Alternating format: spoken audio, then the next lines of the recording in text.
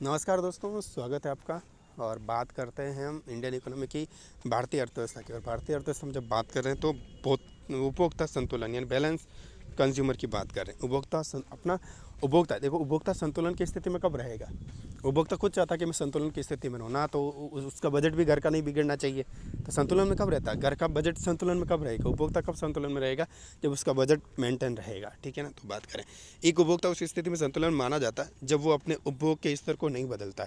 यानी जो जिस प्रकार से अपने खान पान में यानी उपभोग जिस पर खर्च कर रहा था उसमें अपन कोई चेंज नहीं करता है, और उस स्थिति में अधिकतम संतुष्टि प्राप्त करता, संतुष्ट होता है, खाना वही खाता है, उसी उसी तरीके से खाता है, फिर भी संतुष्टि प्राप्त करता है, वो उपभोक्ता संतुलन में आएगा। सीधी सी बात है। सामान्यतः एक उपभोक्ता उस बिंदु पर संतुलन में होता है जहाँ पर मांग वक्र तथा पूर्ति वक्र एक दूसरे को आपस में काट दें।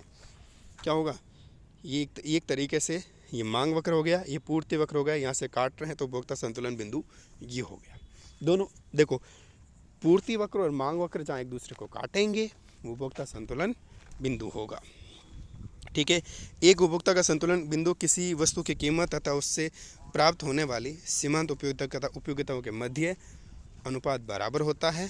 M U X upon P X बराबर एम यू वाई अपॉन में पी वाई। ये फॉर्मूला देख लीजिएगा, इसे देखिएगा। पी एक्स का मतलब एक्स वस्तु की कीमत हो जाएगी, एम यू एक्स का मतलब एक्स वस्तु की सीमांत उपयोगिता हो जाएगी, और पी वाई का मतलब वाई वस्तु की कीमत, और एम वी वाई का मतलब वाई वस्तु की सीमांत उपयोगिता। ये फॉर्मूला इस तरीके से भी हो सकता है, एम यू एक्स अपॉन में एम यू वाई बराबर पी एक्स अपॉन में पी वाई।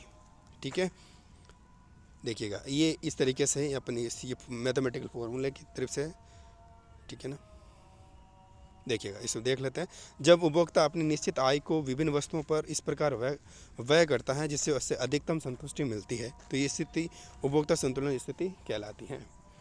एक वस्तु पर मुद्रा के रूप में सीमांत उपयोगिता वस्तु की कीमत, यानी मुद्रा के रूप में सीमांत उपयोगिता बराबर वस्तु की कीमत एम एक्स अपॉन बराबर पी एक्स। दो वस्तुओं पर M X upon P X, M X upon में पी वाई। ये फॉर्मूला निकल जाएगा।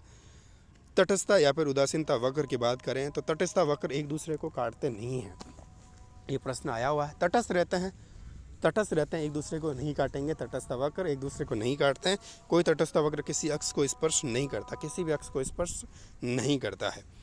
उपयोगिता की मात्रात्मक माप नहीं बता उपयोगिता की मात्रात्मक माप को ये नहीं बताते।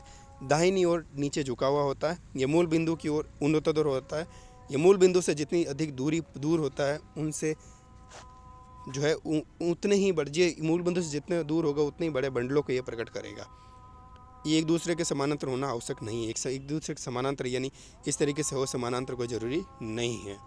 ठीक है ना। गिपिन या विरोधाभास की बात करें, देखें गिपिन या कुछ घटिया वस्तु को कह सकते हैं। सामान्यतः वस्तुओं की कीमत कम होने पर उनकी मांग बढ़ जाती है, कीमत कम होने पर। लेकिन घटिया किस्म की वस्तुओं की कीमत गिरती है तो उनकी मांग कम हो जाती है। कीमत गिरेगी तो उनको कोई नहीं लेगा, जो घटिया की वस्तुओं में आती है। ठीक है ना। इसी को गिपिन या विरोधाभास कहते हैं तथा ऐसी वस्तु को गिपिन वस्तुएं कहा जाता है। वस्तुओं का प्रतिस्थापन प्रभाव कमजोर हो, शर्त क्या, वस्तु का प्रतिस्थापन यानी उसके बदले दूसरी वस्तु। ठीक है ना। उस वस्तु पर उपभोक्ता अपनी आय का बड़ा भाग व्यय करता हो, वस्तु का ऋणात्मक आय प्रभावशाली हो। सामान्य वस्तु क्या होती है देख लीजिएगा। वे वस्तु जिनकी मांग आय में वृद्धि होने पर बढ़ती है और आय में कमी होने पर घटती। आय में कमी होगी तो घटेगी, सामान्य वस्तु होगी। आय में कमी हो जाएगी तो हम उसको नहीं लाएंगे। ठीक है बात है, मैंने वो बात की थी, सामान्य वस्तु की बात है, जो चाय वाली बात की थी। ठीक है ना। निम्न स्तरीय वस्तु की बात करें जिन्हें हम कह सकते हैं जिन वस्तुओं की मांग आय में वृद्धि होने पर कमी होती है। आय में वृद्धि हो जाएगी तो हम उसको कम लाएंगे, आय में कमी होने पर बढ़ेगी। आय में कमी होने पर उनकी मांग बढ़ती है। ठीक है, बढ़ेगी तो घटेगी। आय कम होगी तो हम क्या लाएंगे, निम्न स्तरीय वस्तु लेके आएंगे। ठीक है ना। आय ज़्यादा होगी तो हम स्टैंडर्ड वस्तु ले लाएंगे। ठीक है। पूरक वस्तु क्या होती है, पूरक वस्तुएं वे दो वस्तुएं जिनका प्रयोग साथ साथ किया जाता है, अर्थात किसी एक का प्रयोग अलग करके नहीं किया जा सकता। जैसे पेन, स्याही, चाय, चीनी वगैरह, यानी एक के बिना दूसरा अधूरा है। ठीक है। स्थापन वस्तु क्या होती हैं, वे वस्तुएं जो एक दूसरे का स्थान ले सकती हैं। चाय की जगह पीने वाला कॉफ़ी पी ले, कॉफ़ी पीने वाला चाय पी ले।